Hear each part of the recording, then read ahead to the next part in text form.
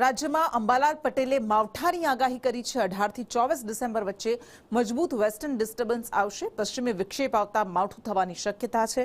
22 ડિસેમ્બરથી રાજ્યમાં કાતિલ ઠંડી પડવાની શરૂઆત થશે।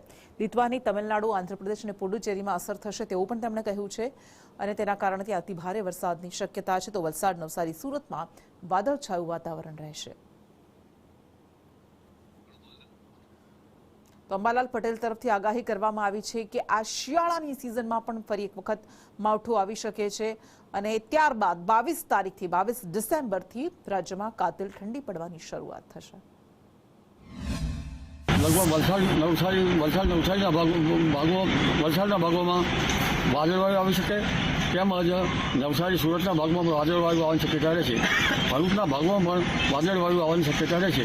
ગુજરાતના કેટલાક ભાગમાં ખાસ કરીને છાંટા પડવાની શક્યતા રહેશે।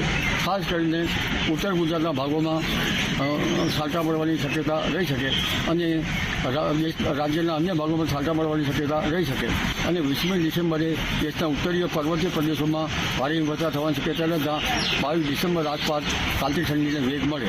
તારીખ 18 થી 24 ડિસેમ્બરના અંત સુધીમાં માવઠું થવાની શક્યતા રહે।